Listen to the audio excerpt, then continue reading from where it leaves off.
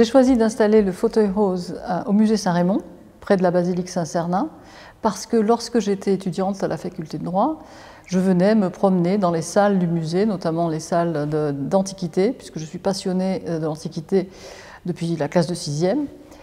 Et lorsque je suis revenue à Toulouse pour une visite, j'ai vu qu'il y avait l'expo Qatar, un autre sujet qui me passionne pour des raisons familiales, et je suis venue le visiter. Et lorsque j'ai retrouvé ces belles salles de ce musée qui est peu connu et que je recommande à tout le monde, j'ai décidé que ça serait le lieu parfait pour cet entretien. Je suis toulousaine par ma mère. Je suis arrivée à Toulouse à l'âge de 6 ans, de la Guadeloupe, où j'ai vécu mes 6 premières années de ma vie. Mes grands-parents maternels étaient toulousains depuis plusieurs générations. L'arbre généalogique remonte à avant la Révolution. Et en fait, on peut même dire que la famille est toulousaine et occitane et fière de l'être. Et je suis restée ici, j'ai fait toutes mes classes, que ce soit l'école élémentaire, le collège, le lycée, la faculté, à Toulouse. J'en suis partie pendant mes études pour des raisons d'étudiante, pour faire des allers-retours entre l'URSS à l'époque, l'Australie, l'Angleterre et la fac de Sciences Po et droit ici à Toulouse. Et j'ai quitté Toulouse, malheureusement, en 1995 pour les États-Unis, parce que j'ai suivi mon mari à l'époque, qui partait là-bas, et je suis restée. Ça fait 30 ans que je suis à Washington maintenant. Mais je viens le plus souvent possible, au moins chaque année, à Toulouse, d'abord pour me ressourcer et pour voir ma famille, et parce que j'ai besoin de respirer l'air de Toulouse. Que voulez-vous, quand on découvre des champs de violettes à Washington DC, mais qui n'ont aucune odeur, on a vraiment envie de retrouver l'odeur des violettes de Toulouse. Alors à Washington, je suis directeur exécutif de l'Alliance française. Ça veut dire que je passe ma vie à promouvoir la langue française et ce que j'appelle les cultures francophones, françaises et des pays qui parlent français, dont le français est la langue officielle. Moi, j'inclus dans la culture francophone la culture toulousaine, parce qu'après tout, l'occitan, c'est une culture et l'Occitanie c'est une civilisation. Je suis très fière d'avoir été nommée ambassadeur de Toulouse. J'ai été cooptée par une amie que j'ai rencontrée aux États-Unis, qui était à Los Angeles, Emmanuel Choussy, et qui est maintenant ambassadeur de Toulouse. Et j'ai aussi un neveu qui est ambassadeur de Toulouse, Francis Caram.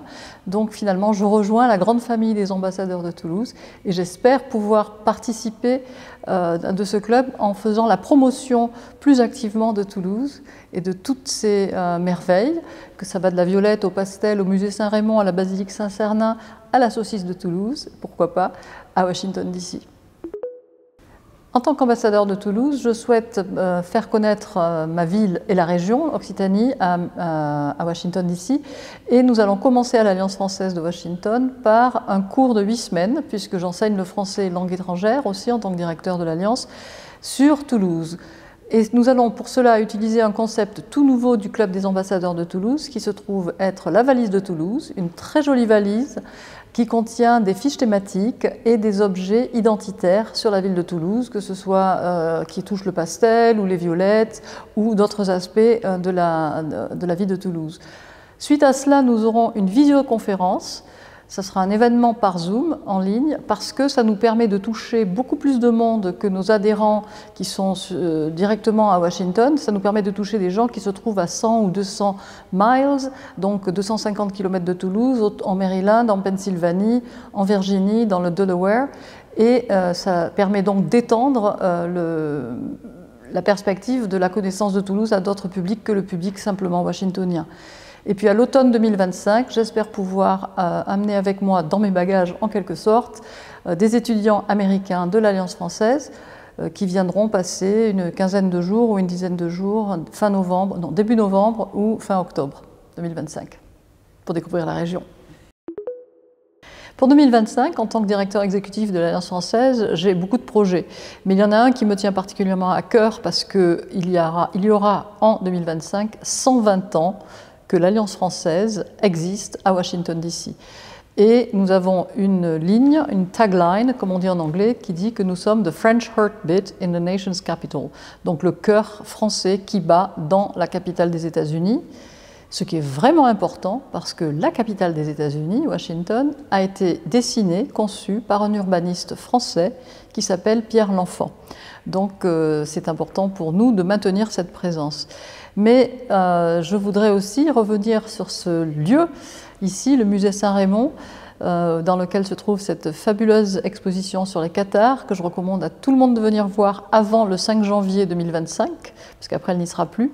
J'y ai découvert beaucoup de choses sur les cathares que je pensais bien connaître, parce que les cathares, ça fait partie un petit peu de mon sang, puisque mon grand-père maternel avait fait une pétition auprès de l'archevêque de Toulouse bien avant que je naisse pour qu'il n'y ait pas de vitrail à l'effigie de Simon de Montfort.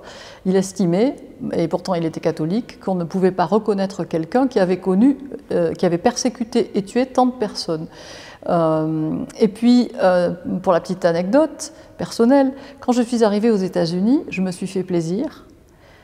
J'ai acheté une voiture, j'ai acheté une plaque personnalisée et j'ai fait inscrire dessus « Cathare ». Je revendique mon héritage occitan tous les jours de ma vie et que ça va de la chocolatine au catharisme.